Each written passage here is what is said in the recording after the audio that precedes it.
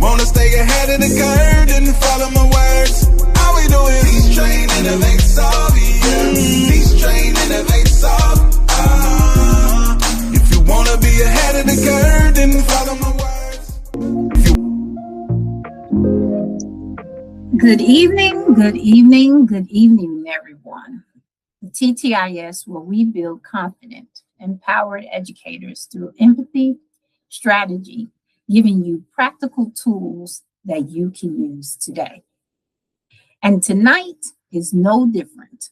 We are prepared ourselves to dive directly into SPED 186 Domain 3.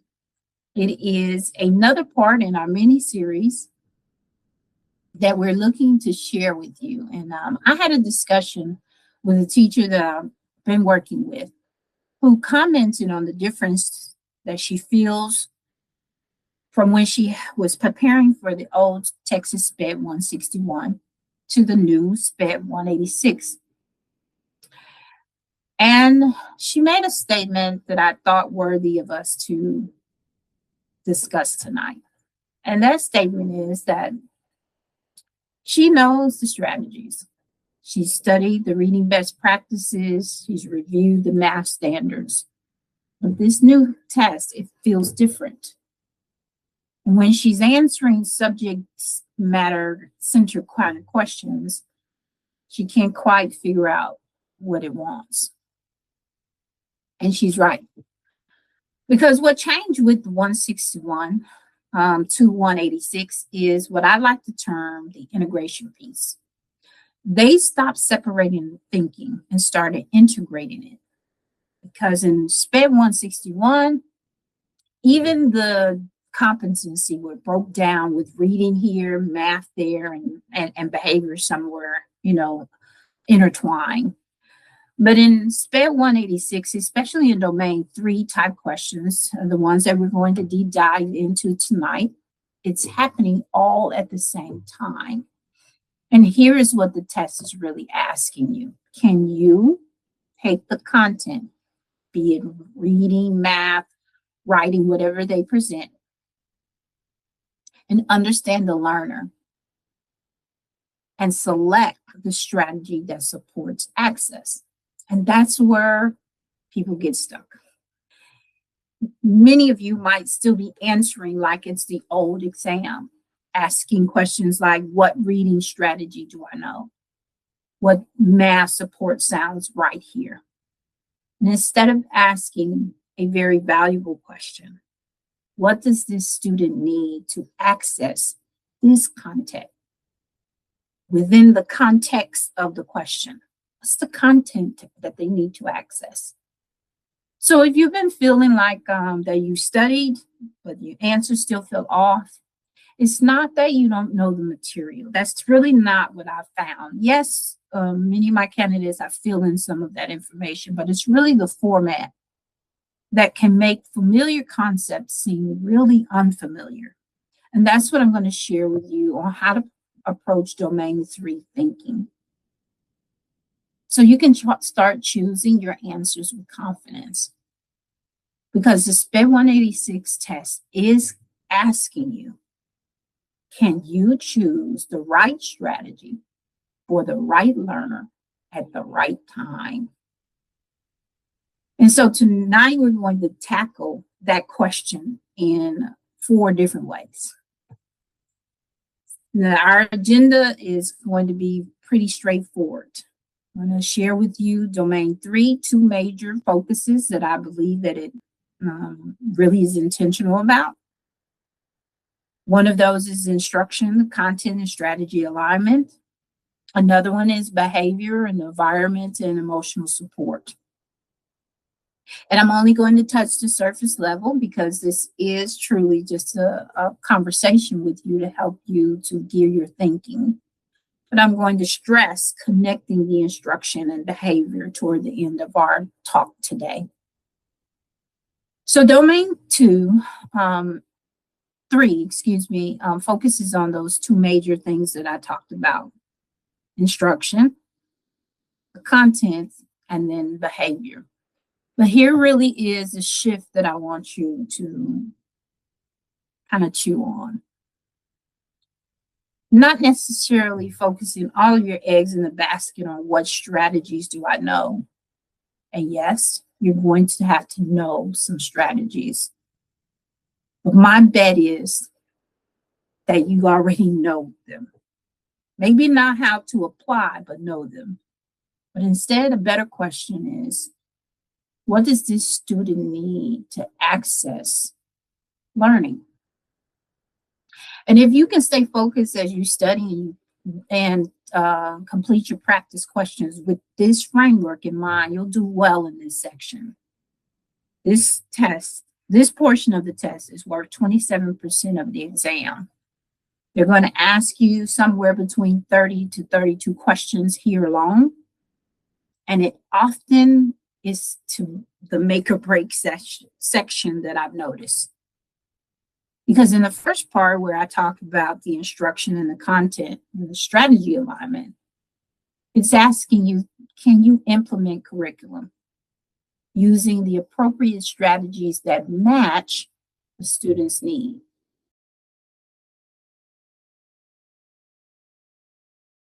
The pattern that I think is evident in this section. Each question kind of follows this flow. They provide you, as I've said in a couple of my other videos, the student data. They want you to identify the need, or they identify it for you. And then the instructional response. This is where many teacher candidates go wrong. You start to choose the strategies they recognize might sound academic and also only focusing on fixing the content. And this is what I'm proposing that you do instead. Ask yourself, does this strategy I'm choosing remove a barrier to the curriculum the child is trying to access? So I want to do a little example with you. I have a student who is struggling with reading comprehension. They can decode, but explain the meaning they're having trouble with. And now I won't stop you, because I think that you already started wandering off to the giving more reading passages as your answer. No, ma'am. No, sir. If you did that, that's the wrong thinking. And the thinking I'm trying to get you to focus on tonight is that the issue is comprehension, not exposure. This particular question made no hints toward needing more practice, but I would gather to give you some better strategies. Graphic organizers could be appropriate here. Modeling think alouds and explicit curriculum instruction. These are discussions that I hold with my clients to help them gain the tools and the best practice while they're thinking through the correct answers of their exam. Because content does not necessarily equal access. I want you to write that down, because this is where domain 3 starts to shift for you. Just because the content is being presented does not mean that the student can access it. And how does this really look in real life? Well, a teacher might be delivering a strong lesson. The content is grade level aligned and age appropriate. Their instructions are clear, but the student is still not successful.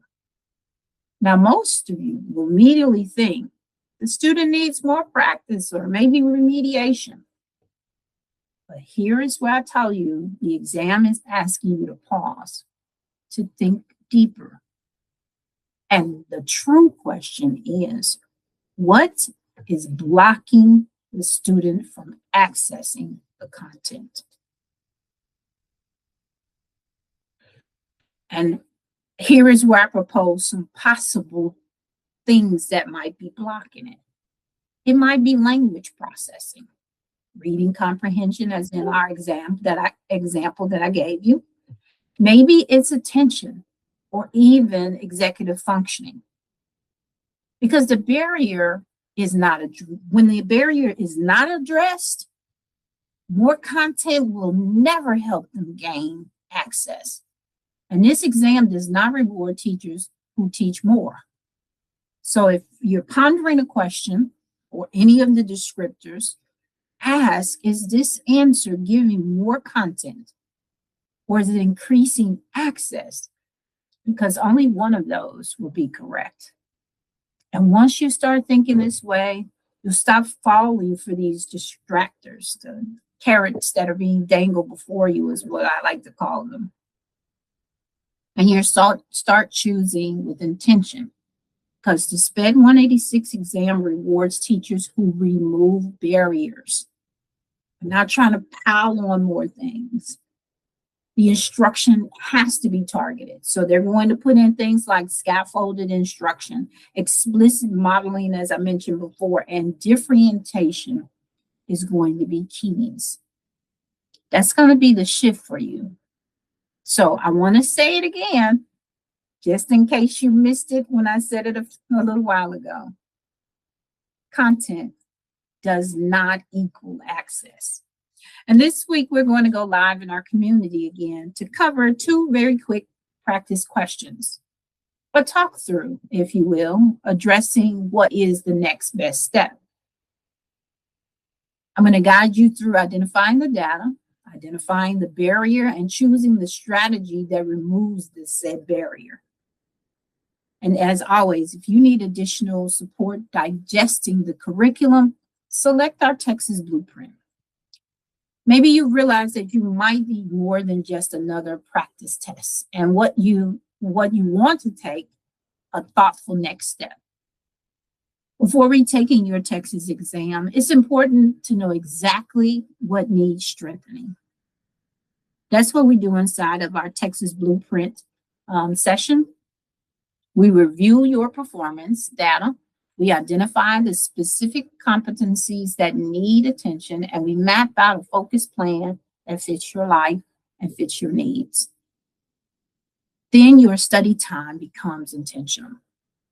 If you decide to move forward into one of our cohorts, that section is fully credited toward your enrollment. Our next cohort is coming up this Tuesday, tomorrow, March the 31st. And I'm going to leave the link in the show notes. You don't have to figure this out alone.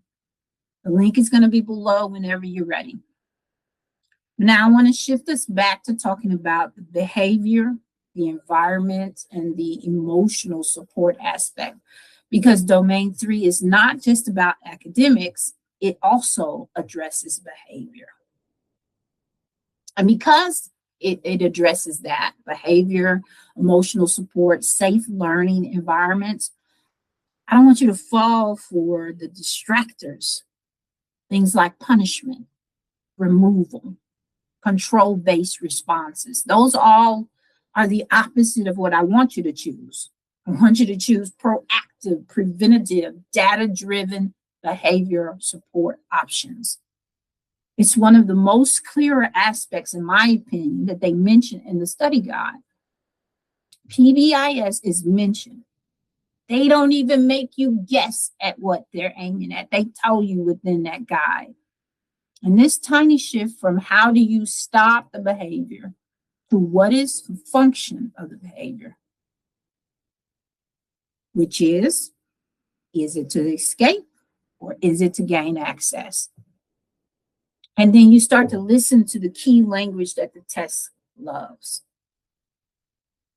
Stuff like positive behavior supports, reinforcement systems, structured environment, clear expectation, that's all wrapped up into this portion of that domain. And this terminology is really the heart of PBIS, as I said before, positive behavior interventions and supports. So, instruction and behavior, they're not separate. And in domain 3, here's the power that I see. The big idea per se, that when students cannot access instruction, poor choices often follow. Students are off task during independent work.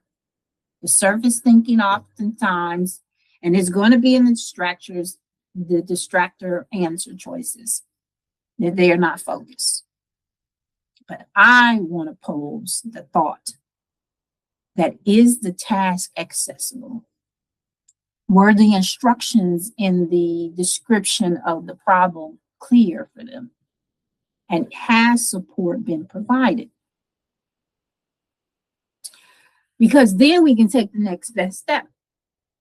We can adjust the instruction. We can provide scaffolds that will help the student to gain access. We will break tasks down into chunks that makes it easier for them to fall within to get closer to their IEP goal.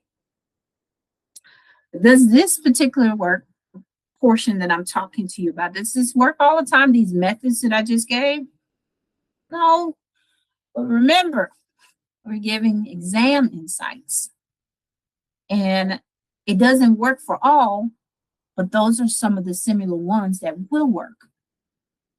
You've got those distractors that are going to be there that will tell you to focus on the behavior correction. But fix the access first, access to the instruction. A very quick recap that I want to do, just to make sure that I've pointed home all of the pieces of domain 3. When you see academic struggle, I want you to think scaffolding, model, differentiate. When you see behavior, I want you to think function, replacement behavior, and reinforcement. And then that other part, when you're stuck, when you're uncertain, take a moment and ask yourself, what barrier is preventing the access that this problem wants me to know?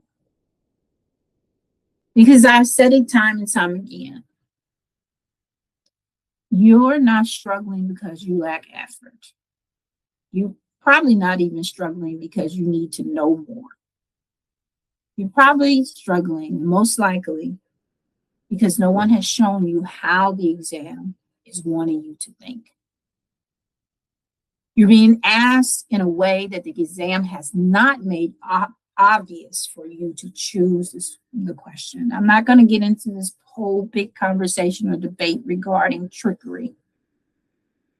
But key distractors are there for a reason, to throw you off. But once you understand that, this test is your playground.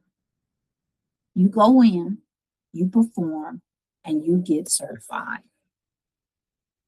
If I've helped you in any way tonight to kind of refocus your thinking, I want to thank you for watching.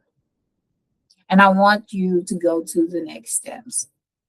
Please subscribe to our channel here so you don't miss the rest of our SPED 186 mini-series. You can join our SPED 186 community where we're going to practice this thinking through in short study sprints. We just started going live last Thursday, so I'm going to do it again this coming Thursday.